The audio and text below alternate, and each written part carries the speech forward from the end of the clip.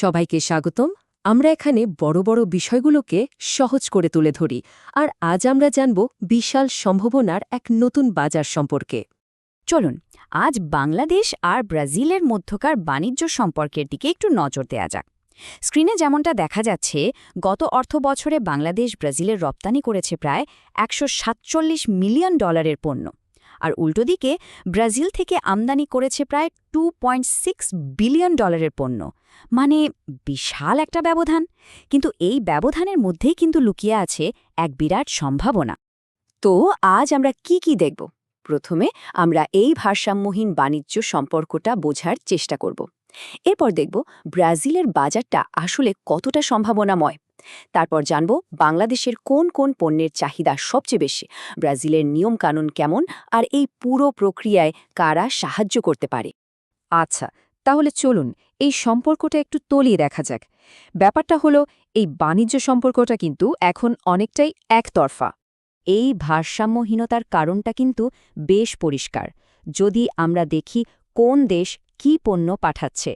দেখুন, একদিকে বাংলাদেশ থেকে যাচ্ছে তৈরি পোশাক, পাট বা চামড়ার মতো ফিনিশড প্রোডাক্ট, আর অন্যদিকে ব্রাজিল থেকে আসছে চিনি, তুলা, সোয়াবিনের মতো একেবারে মৌলিক কাঁচামাল। কিন্তু মজার ব্যাপার হলো, এই যে বিশাল একটা বাণিজ্য ঘাটতি, এটাকে কিন্তু সমস্যা হিসেবে দেখলে চলবে না, বরং এটা বাংলাদেশি রপ্তানিকারকদের জন্য একটা বিশাল সুযোগের দরজা খুলে দিচ্ছে। ভাবা যায়, ব্রাজিলের অর্থনীতি প্রায় $2.2 ট্রিলিয়ন, যা বাংলাদেশের অর্থনীতির চেয়ে প্রায় 5 গুণ বড়, আর 21 কোটিরও বেশি ভোক্তা নিয়ে এটা যে কি বিশাল একটা বাজার, তা তো বুঝতেই পারছেন। আর এখানেই শেষ না, ব্রাজিলের অর্থনীতি কিন্তু থামছে না, খুব দ্রুত গতিতে এগিয়ে চলেছে। ধারণা করা হচ্ছে 2026 সাল নাগাদ এটা বিশ্বের 8ম বৃহত্তম অর্থনীতিতে পরিণত হবে। তার মানে বাংলাদেশের জন্য এটি একটি অত্যন্ত গুরুত্বপূর্ণ কৌশলগত বাজার হতে পারে। আর এই সম্ভাবনার কথা কিন্তু শুধু আমরাই বলছি না, একেবারে সর্বোচ্চ পর্যায় থেকেও স্বীকৃতি আসছে।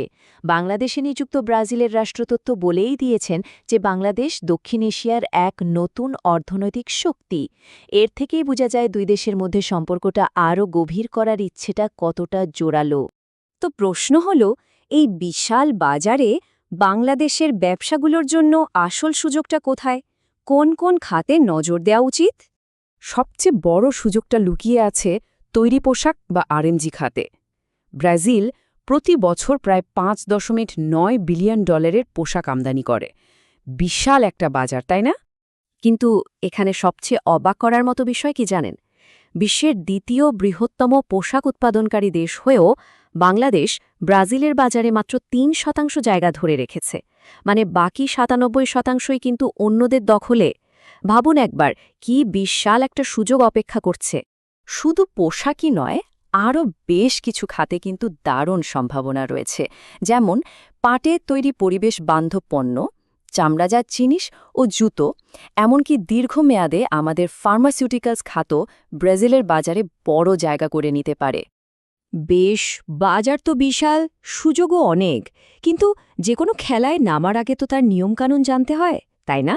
ব্রাজিলের সফলভাবে রপ্তানি করতে হলে তাদের আমদানি নিয়মগুলো ভালোভাবে বুঝতে হবে এবং সেগুলো মেনে চলতে হবে। রপ্তানিকারকেদের মনে প্রথম যে প্রশ্নটা আসে তা হল, ব্রাজিলের এত চড়া আমদানি শুল্কের কি হবে?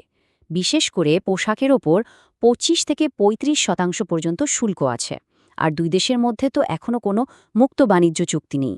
তাহলে উপায় কি? দেখুন, কৌশলটা হলো দুটো।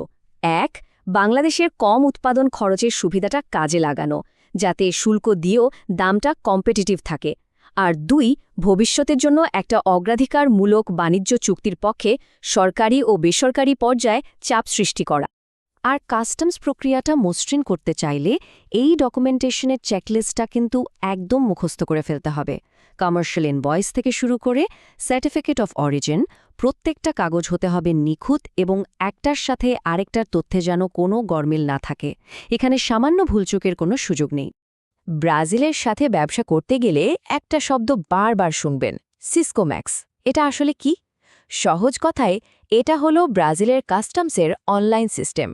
আপনার পাঠানো সব পণ্যের তথ্য আপনার ব্রাজিলিয়ান ক্রেতাকে এই পোর্টালেই আপলোড করতে হবে। তাই পণ্য জাহাজে তোলার আগেই তার সাথে সব কাগজপত্র নিয়ে কথা বলে নেওয়াটা খুব জরুরি।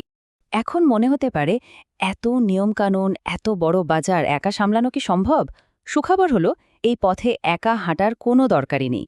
সাহায্য করার জন্য একটা বিশেষ সংস্থা কিন্তু একেবারে প্রস্তুত। Brazil Bangladesh chamber of commerce and industry বা BBCIC আসলে একটা সেতুর মতো কাজ করে। তারা আপনাকে সঠিক ক্রেতা খুঁজে দেওয়া থেকে শুরু করে বাজারের হালনাগাদ তথ্য দেওয়া, এমনকি কোনো আমলাতান্ত্রিক জটিলতায় পড়লে সেটার সমাধানেও সাহায্য করে থাকে। আর তাদের সাহায্য পাওয়াটাও বেশ সহজ। আপনি বড় কোম্পানির মালিক হন বা একজন স্বতন্ত্র উদ্যোক্তা, সবার জন্যই তাদের সদস্য হওয়ার সুযোগ আছে। তাহলে সব মিলিয়ে কি দাঁড়ালো? একদিকে বিশাল এক বাজার যা দিন দিন আরও বড় হচ্ছে, অন্যদিকে পথ দেখানোর জন্য আছে বিশেষায়িত সংস্থা। হ্যাঁ, পথটা হয়তো কিছুটা চ্যালেঞ্জিং, কিন্তু একদম পরিষ্কার। এখন প্রশ্ন একটাই, এই বিপুল সুযোগটা কাজে লাগাতে কারা এগিয়ে আসবে?